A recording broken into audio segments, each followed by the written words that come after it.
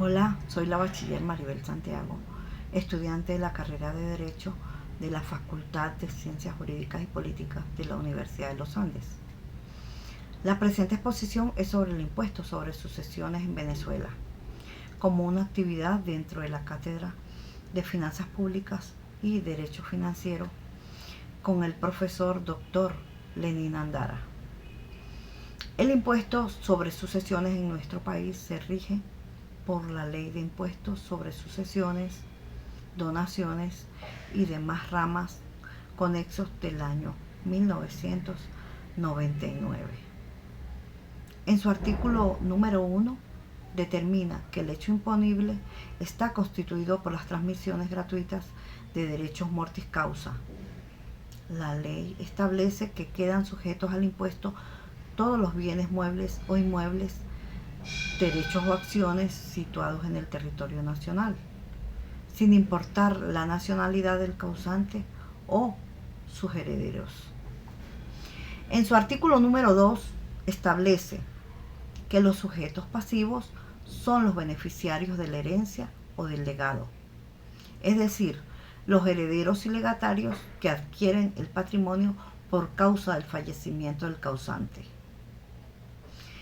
En su artículo número 7 determina que el impuesto se calculará sobre la parte líquida que corresponda a cada heredero o legatario de forma individual.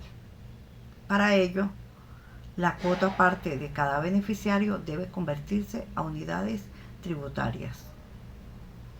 La alicuota aplicable depende de dos elementos. El primero es el monto de la cuota parte y el grado de parentesco. Esta alicuota es progresiva, aumenta a medida que aumenta el monto y a medida que el parentesco es más lejano.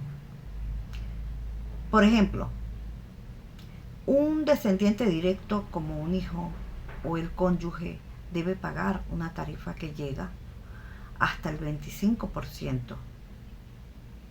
En su artículo número 8 fija que la ley prevé supuestos de excepción, destacando el numeral 2, el cual establece que cuando la cuota parte correspondiente a un heredero no excede de las 75 unidades tributarias, dicha transmisión está exenta del pago de impuestos. En su artículo número 10 implanta que se otorga un desgravamen a la vivienda que sirvió de asiento permanente al causante.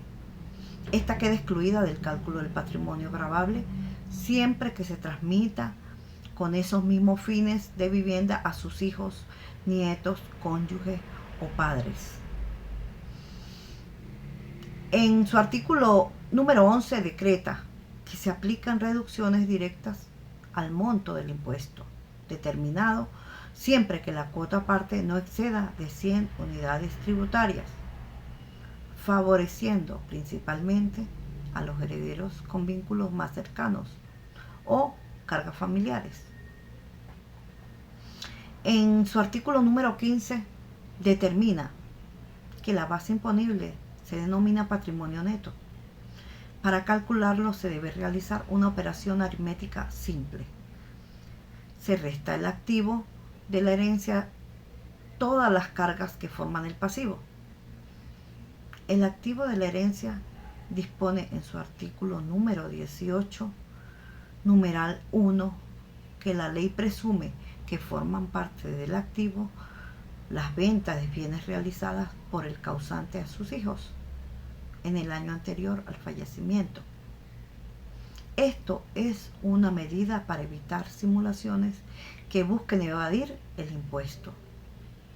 De igual manera, en su artículo número 23, establece que el valor de los bienes que integran el activo será el valor del mercado que tengan para el momento de la apertura de la sucesión.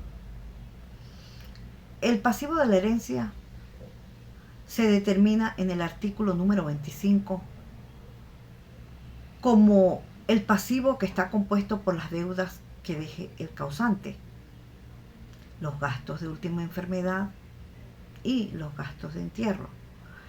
De igual manera, en su artículo número 26 nos menciona que existen limitaciones para admitir el pasivo. No se aceptan, por ejemplo, deudas prescritas, deudas acreditadas, solo en testamento o documentos privados, sin fecha cierta, deudas originadas por actos de última voluntad, ni deudas con parientes cercanos o socios, salvo prueba en contrario. En su artículo número 27 implanta que la declaración jurada del patrimonio hereditario debe presentarse ante la Administración Tributaria dentro de los 180 días hábiles siguientes a la apertura de la sucesión. En su artículo número 29 señala que la obligación de declarar persiste incluso en aquellos casos donde el pasivo supere al activo, pues la administración debe verificar técnicamente el estado de insolvencia del patrimonio.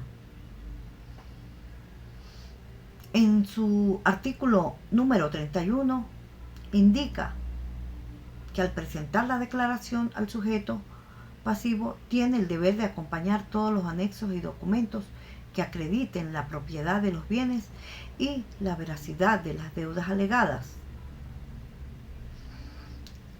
En su artículo número 45 dispone que una vez pagado el impuesto o verificada la excepción, se emite el certificado de solvencia. Este documento es indispensable para que los herederos puedan realizar cualquier tipo de trámite legal sobre todos los bienes.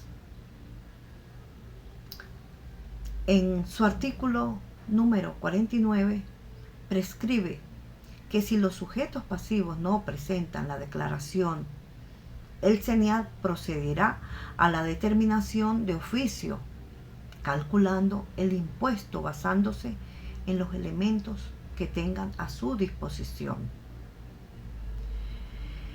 En su artículo número 50 define la ley que establece los mismos bienes que conforman la herencia. Son la garantía para el pago del impuesto. El Estado tiene un derecho preferente sobre ellos.